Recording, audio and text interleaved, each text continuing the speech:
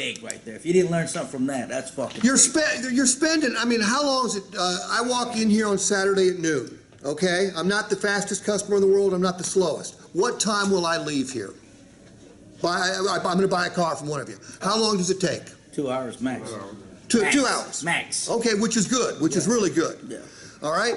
You spend 2 hours with me. You help me pick out a vehicle that I can afford, that I want, that I may even need. But I'm going to give you pushback because I've been buying cars for years and I know how the game's played. But has the game changed? Well, the game has changed. And the more rapport you build with the customer within that hour before you show them the numbers, it makes them a little bit less pushy towards you. There's going to be like an embarrassment, or once you gain that trust with the customer and everything, it's easier for you to close him because he's not going to be as a dick as he was going to be when he first walked in and he didn't like it. Which is true, and in Mo, I work with some superb dealerships around the country. I don't work with a better automobile salesperson in the United States than Mo, okay?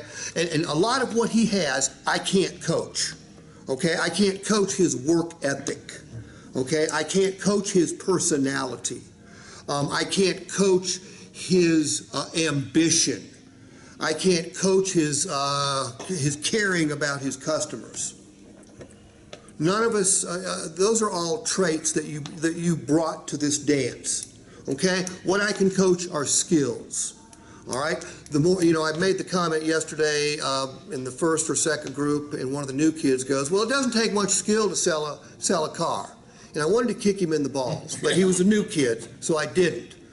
I explained to him that the automobile salesperson's job is one of the easiest in the country to get, but one of the most difficult to succeed. Leave it on. I'm on a roll. Okay. One of the most difficult to succeed in spectacular fashion.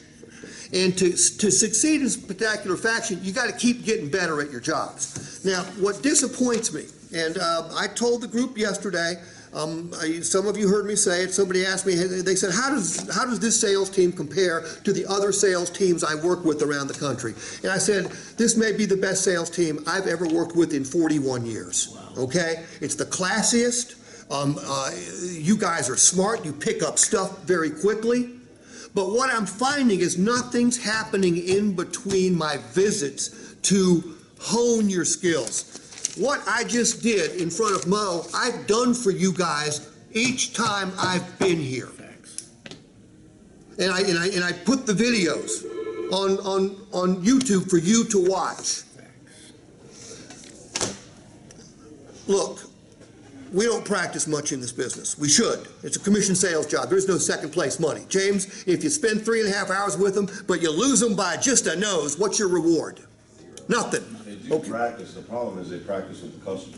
That ain't practice. That's game day. Right. That's game day. Right. That's the real deal. And when you're practicing in front of a customer, you're doing stuff that you're comfortable doing. You have to get out of your comfort zone with this stuff. And the only way to do that is practice.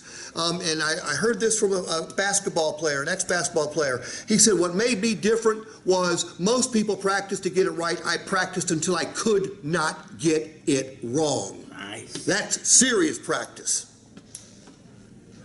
Your customers will respond well. Look, what I did with Mo, I've done hundreds of times in front of real live customers. Do all of them buy what I've got to say and hook immediately? Hell no.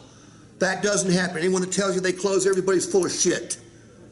But most of the time, if they can stroke that $700 check, it just gives them another reason to say yes. Everything I do is designed to help the customer, make it easier for them to say yes. Is it easy to say yes to a $700 a month payment if they've never had one before? No, it's not. You have to build it. You've got to, look, if you get them to write up, chances are they want the truck, okay? If you get them to write up, they like you. If they didn't like you, they wouldn't get to write up. If you get them to write up, they're okay with the dealership. If they weren't okay with the dealership, they wouldn't get to write up. But some people have a psychological barrier, and never forget this. Most of the vehicles you deliver, you're delivering to people who are leaving with the highest payment they've ever had in their entire life. True or false? Okay? So, and some people just go, well, I can't do it. We're going to talk about it. I want to think about it later on today, actually tomorrow. I've got a completely new way to handle it. I want to think about it. You know, for years I've tried to, drill down to the objection. Well, I'm not sure I was doing it right. Okay? I discovered another salesman who's better than I am. He had a better way of handling it. So I'm going to share that with you tomorrow. Nice. But you need to get good. I mean, this what I just did up here, mathematically is extremely simple. Okay? What do you think the car will be worth, Cody, in 6 years? He'll give you a number, divide it by the term. That's the amount of cash value you're building in the vehicle every single month. Subtract that from the gross payment. That's what you're paying. Yeah, that's what you're paying to drive it, dude. So it just made, I had one guy goes, can I tell my wife this? I said, just use the term net, okay? Tell your wife the net payment is this. Don't tell her it's the gross payment, okay? And the number one, interestingly, the number one customer response when I do this is do that again. Do that again. Yeah. True story. And I know. What's facts is, what do we sell? We're lucky, because this will work for us, because we sell vehicles that hold their value. We got Jeep Wranglers, so we're not working at a Honda or a Hyundai store where they're dropping in value. So when you work this, it's going to work. Not only that, you bring up a good point, Mo. I mean, this is powerful on a new vehicle. It's almost unfair on a used vehicle because so much of depreciation has already taken place. I mean, it makes a used vehicle payment, I mean, a fraction of what the gross payment is. However, it will not work if you put the customer on too much vehicle. Okay? If he's got a $600 budget and I got a $700 gross payment, this ain't gonna fly. Not gonna fly. Proper needs analysis. Proper needs analysis. To me, it's the single most important part of the sales process. The main thing. You put me on the wrong vehicle, whether I don't want it, don't need it, or can't afford it, you're going to have a bitch of a time getting me closed. You put me on the right vehicle, a vehicle I want, I need, and I can afford, that close is going to go just like that. It's basic sales 101. All right, you guys.